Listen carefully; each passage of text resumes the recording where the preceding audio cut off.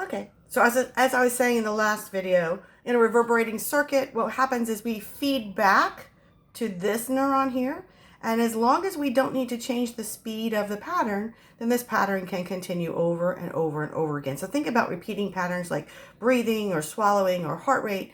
Unless we have to change the how often we want the signal to go, we wouldn't have to start a new signal. It's kind of on autopilot. Okay, so now we're going to shift gears again. We're going to go to neural reflexes. Now we mentioned this at the beginning of the chapter, and what a reflex is when you apply a certain stimulus, you will always get the same output in a reflex. These are the basic building blocks of how our nervous system works. So a specific reflex will always give us the same motor response every single time. Now there's going to be 5 parts to a neural reflex. This whole thing is called a reflex arc.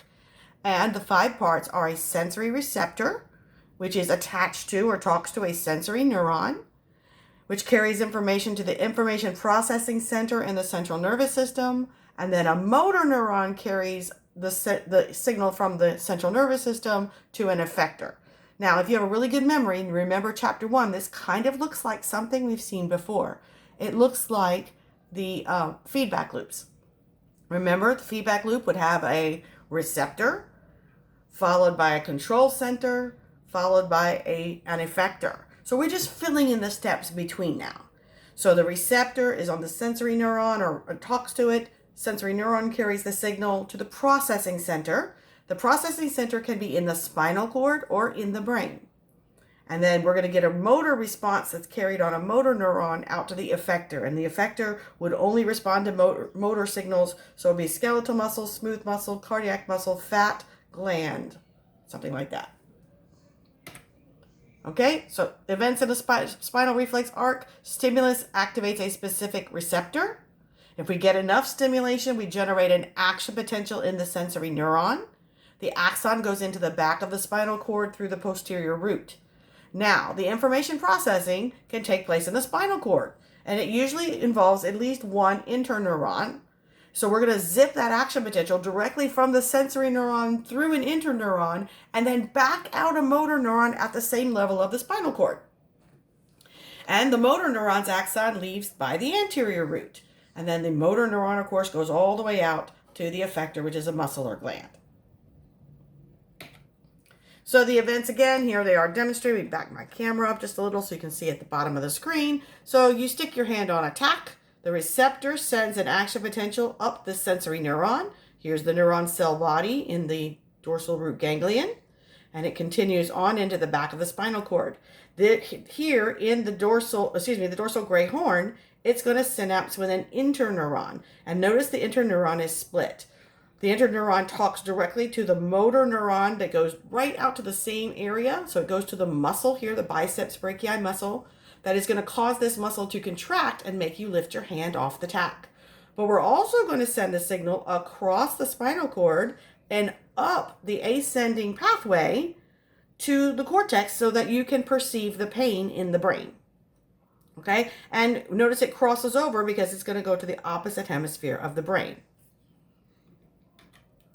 So there are going to be 4 types of reflexes: development reflexes, motor responses, classifying reflexes by their development, by their motor response, by their complexity, and by where is the information processed. So let's classify them first by development. You have 2 groups of reflexes, ones you are born with and ones you learn.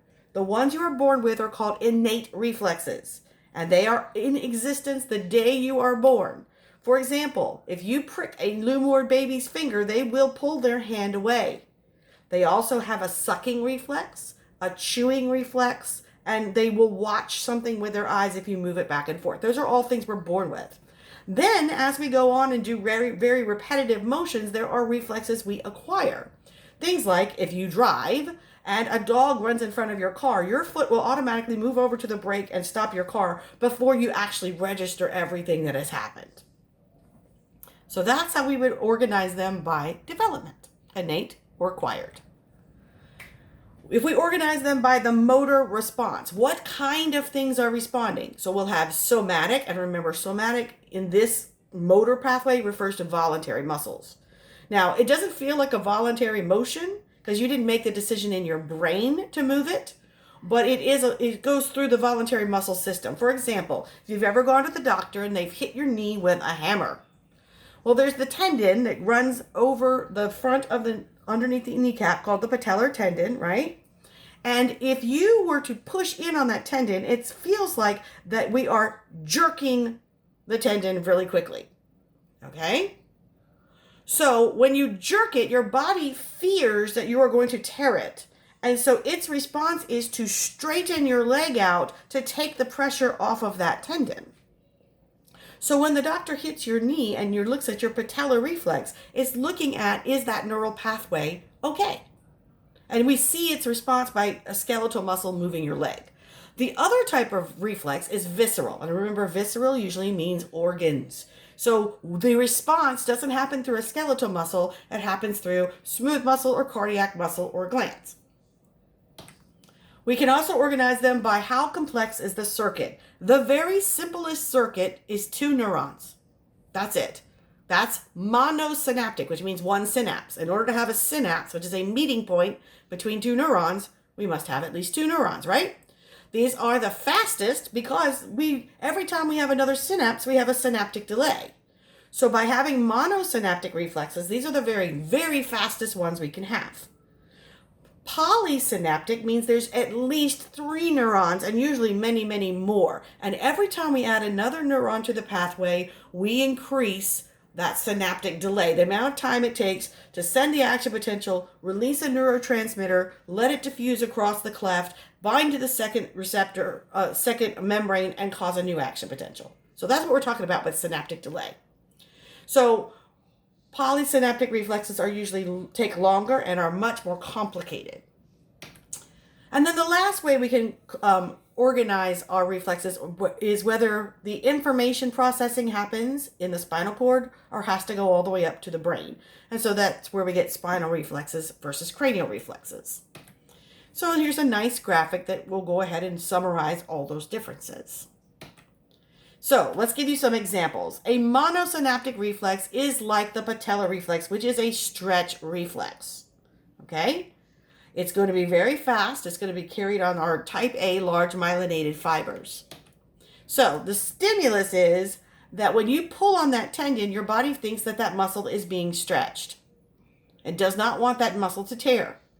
So pushing on that tendon sends off this reflex signal that sends an action potential, goes up the sensory neuron to the spinal cord, and comes right back through the motor pathway and goes right to the leg muscles to cause them to contract and lift the lower leg and release the tension off of that tendon.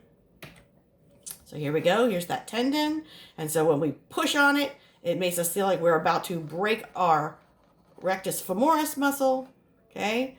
And so the signal goes up into the back of the spinal cord, directly synapses with the motor neuron that goes to that rectus femoris and causes us to contract it, which lifts the leg. Now, this is talking about what's inside the muscle that senses the stretch. It's the muscle spindle receptor, spindle structure. Do not bog yourself down learning all about this. In fact, if you just know that it's called a muscle spindle and it's a receptor for stretching, I'm happy. You do not have to know the gammas and the extrafusal, intrafusal stuff. Okay, so you can basically skip these few slides here. Okay, so that was an example of a monosynaptic reflex. Postural reflexes are the ones that help you stay upright. Okay, now in order to stay upright, it doesn't just take one muscle. It takes groups of muscles. It takes your back and your abdomen. And this is where our muscle tone comes in. So we have a very extremely sensitive receptors that let us know when we're starting to lose our balance so that we can adjust. These are polysynaptic. So many muscles and so many different receptors. Okay, now they're going to produce either excitatory postsynaptic potentials or inhibitory postsynaptic potentials.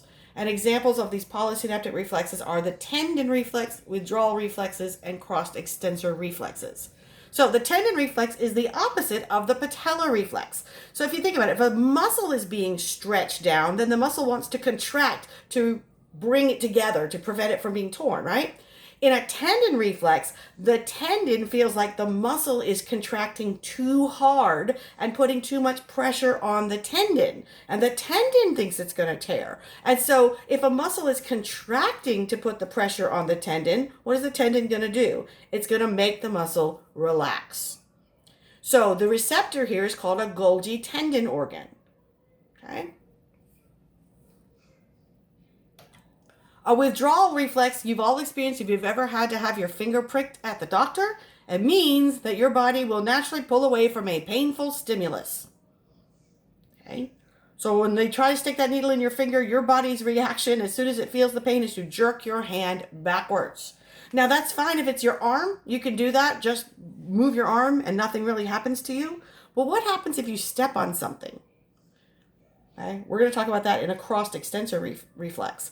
Another part of this, though, is let's talk about your arm still. So if you're going to use your biceps brachii muscle to pull your arm away, in order for your biceps to be able to contract, you must not be contracting your triceps, right? They are antagonist muscles. So reciprocal inhibition means you're going to activate one muscle while inhibiting the opposite muscle. So here's an example. There's that hot pan again. So you touch the hot pan, you're going to pull your hand away. But in order to do that, you have to inhibit the triceps, which is an extensor, and stimulate the biceps, which is a flexor.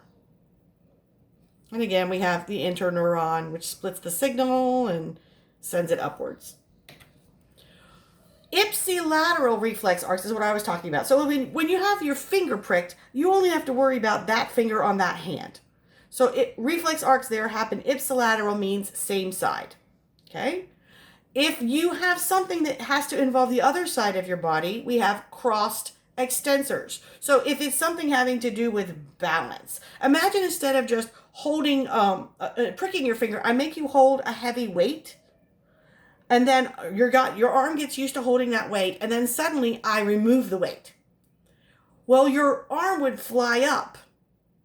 And so what happens so that you don't lose your balance is that if you're holding that weight with your right arm, your left arm will go out straight to help you catch your balance.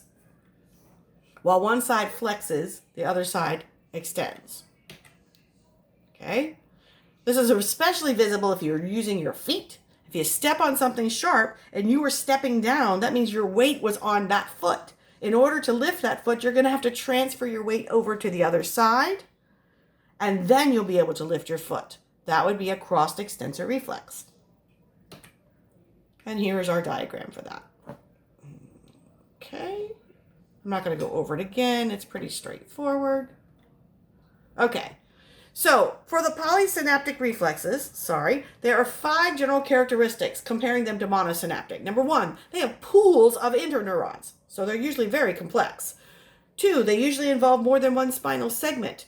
3, they usually have reciprocal inhibition. 4, they often use reverberating circuits. And 5, it may take more than one reflex to cooperate in order for you to get the desired effect.